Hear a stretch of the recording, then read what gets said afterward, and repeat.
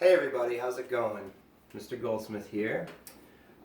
It's always been one of my dreams to teach in sweatpants. And it's always been one of my dreams to have a wood stove in my class, just like days of old. And so tonight, I get to do both of those things and bring them to you, my students. I want to just talk to you a little bit about the book that we're going to be reading, which is Trespasser by Paul Doiron. And I just thought it might be easier if I just gave you, this video is going to be maybe 5 minutes. I might post a couple of other 5-minute videos, but this video is going to be just basic because I think in this day and age with all this stuff going on with quarantine and everything, it's good to see people and hear their voices. I wish I could see you and hear your voice. Anyway,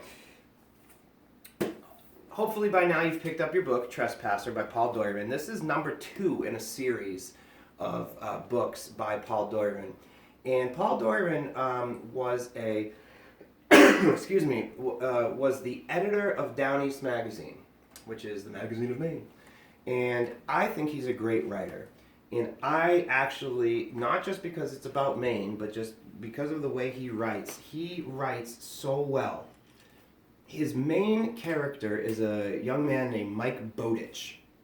Mike Bowditch, fictional character, went to Colby College, and he graduated, and he wanted to become a game warden. And he's kind of like the detective main character. He always finds himself in murderous, violent, crime-filled situations. And this book is very thrilling. It really is. It's a good story. This is number 2 in a series. The first one, if you want to be a go-hard, is called The Poacher's Son. This is number 2, Trespasser. I think there are like 7 books now. Is that true, Amanda? I think there are more than that. Maybe more than that? Yeah. More than 7? I think so. Oh, goodness.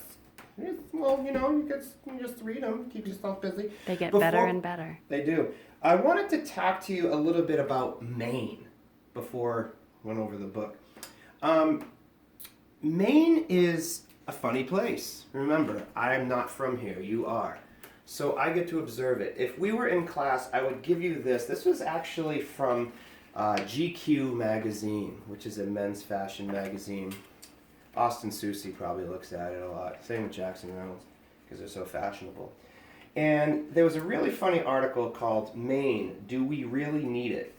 And this tool named Drew McGarry made this satirical argument that we don't even need Maine. What's Maine good for? Who cares about Maine? I know, being from Massachusetts, my parents think it's hilarious that I live in Maine. My dad never stops telling Maine jokes. You know, he always says, you know, hey, if a husband and wife in Maine get divorced, are they still brother and sister? Right? Some of my favorite Maine jokes. What has 5 teeth and is 20 feet long? The fried dough line at the Clinton Fair. Thank you. What a great audience. Hey, so I went to see this old guy, and I said, hey, does this road go all the way to Bangor? And he said, no, this road stays right where it is.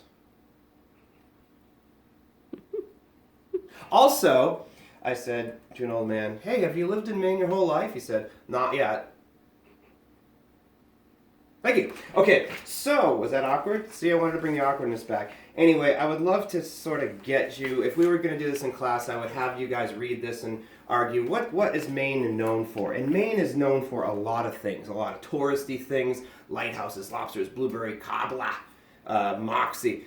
But let's face it, Maine has a lot of problems too. Maine has a lot of poverty, a lot of homelessness, a lot of drug addiction, opiate addiction, and crime. And one of the things that Paul Doiron does masterfully in this book is he doesn't just talk about today we went to a lighthouse and had a little lobster roll, and then we just went and had other snacks, and then we had blueberry cobbler for dessert. He understands the real Maine, and he understands and he portrays it very well.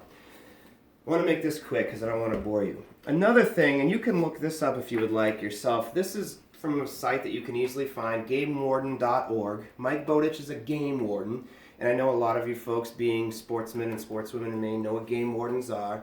But this just kind of gives you a little bit of a description as to what a game warden is and what they do. Some of the stuff might surprise you. For example, they have more jurisdiction and more authority than a state trooper because they can pull you over on the highway in 95 for going too fast.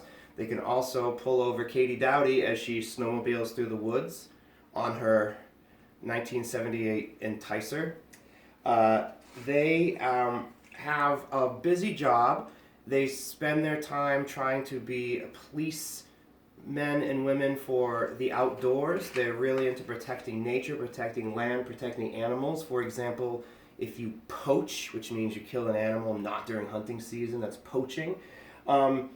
They do search and rescue missions. I was part of one at the University of New Hampshire. I worked with some game wardens looking for a plane that crashed, but that's a whole other story.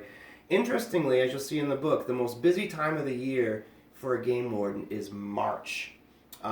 March and early April, because that's when sort of the world kind of comes alive from their hibernation. So it might behoove you to read a little bit about what is a Maine game warden, what do they do, so you can understand exactly what they have. I'm going to stop there for a second, and because I don't want these videos to be too long, so that's good for now. Let's talk in a little bit. Thank you.